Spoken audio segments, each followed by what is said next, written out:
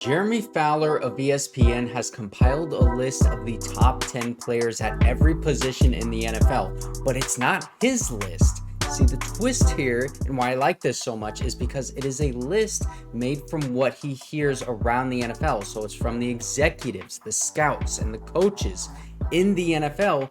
They make their top 10 lists, and Jeremy Fowler combines all of them and creates these top 10s from what they say. So this is how the people within the NFL view the top players at every position. And obviously every year there's going to be guys left out and people that we think are disrespected.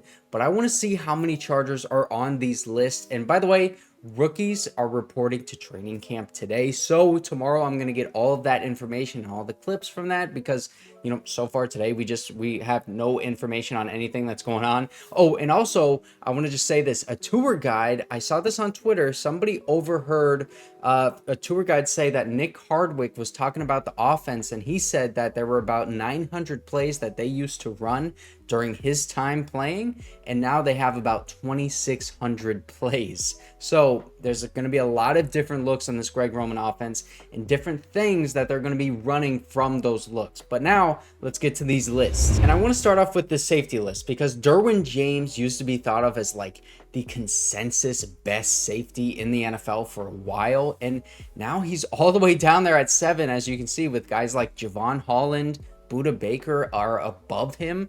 The only safeties that I would genuinely take over Derwin James outside of a Brandon Staley defense are like Antoine Winfield Jr., maybe Kyle Hamilton, maybe, but Derwin James is one of the most tenacious defenders in the NFL and really that I've like ever seen. And he's had those injury issues as well as Brandon Staley defense issues, but when he is healthy, he is the most impactful safety in the NFL. And there may be people thinking that I'm like being just a homer when I say that, but I think if you watch the film, you would agree, because since he's been with Brandon Staley, he has gotten worse every single season, and last year was his worst by far because, I mean, last year that was the year that everything just sort of blew up in that secondary, and he really didn't play up to his standard. I think after those years in the Brandon Staley defense, it's fair for people on the outside to grade him lower because they don't really have the time to watch every single Chargers snap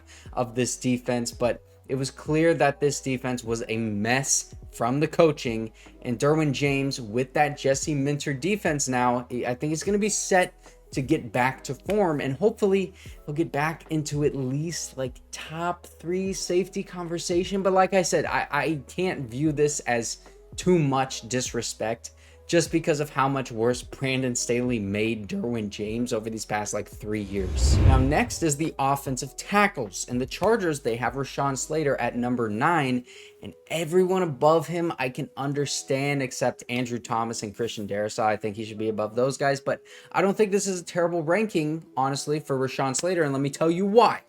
While Rashawn Slater is a franchise left tackle and has been ever since he entered the league, he's been injured these past 2 years. And with that torn bicep in 2022 and then 2 ankle injuries that he's played through this past season, like Rashawn Slater, he is still a top 10 left tackle or top 10 tackle, left side and right side in the NFL while playing 2 back-to-back seasons. Really didn't even play in 2022, but 2 back-to-back years where he was not healthy. I think, honestly, that's like a huge accomplishment to be top 10 at your position when you have back-to-back years like that.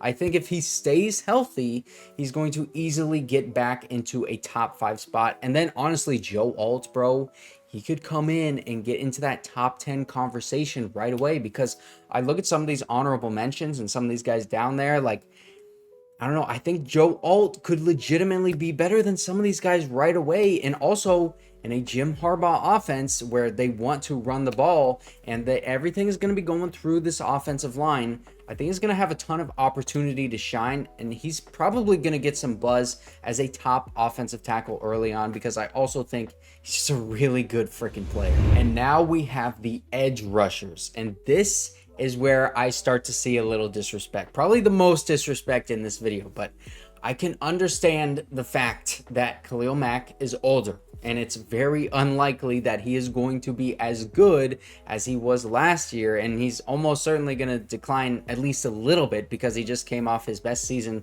with the 4th most sacks in the NFL at 17, the 11th highest pass rush grade, and the 3rd highest run defense grade by PFF. And then also, by the way, look right there. That's Tuli Pelotu. He had the 4th highest run defense grade. Shout out. But what's going on here with Khalil Mack? I mean, he's only an honorable mention on this list when the stats clearly back up that he should be at least a top 5 edge player in the NFL if we're just going off of what happened this past season. I'm fine with Joey Bosa being off of this list because, you know, he's been injured and he needs to prove that he can stay on the field.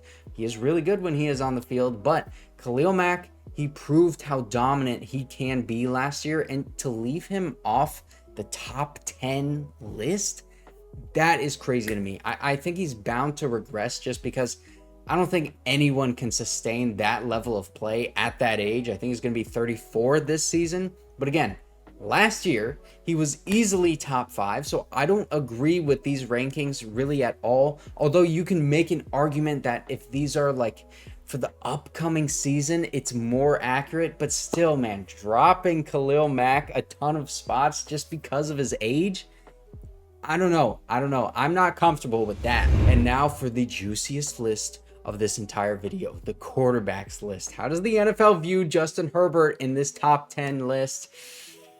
They have him as the 6th best quarterback in the NFL. And we got this quote from an anonymous executive in the league.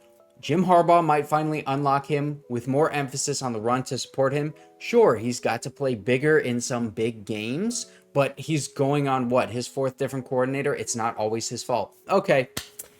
He needs to play bigger in big games is what gives it away, honestly. And again, like these guys, they are working so hard for their team, trying to make their team as good as possible. So they are not going to be watching every single snap of the Chargers football season and follow this team as closely as just like someone like me, someone like you. So I'm not ragging on these guys, but Justin Herbert, he has proven to be time and time again, and all the stats back it up, one of the most clutch quarterbacks in the entire NFL. I made an entire video with a ton of stats that back that up, so you guys know he is clutch.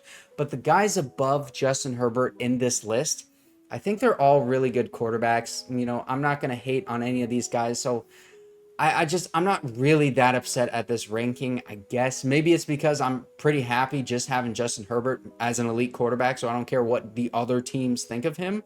But I also kind of think once you get to a certain level of quarterbacking, it's kind of like pick your poison, you know? And all of those guys at the top of this list, I think they're all good.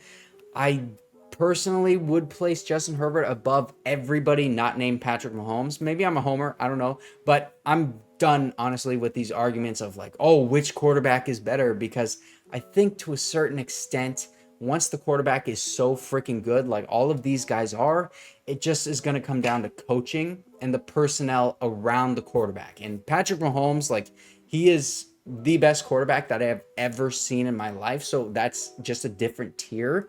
But Justin Herbert with Jim Harbaugh, I think he's set to jump in this ranking, just like that executive said in the NFL.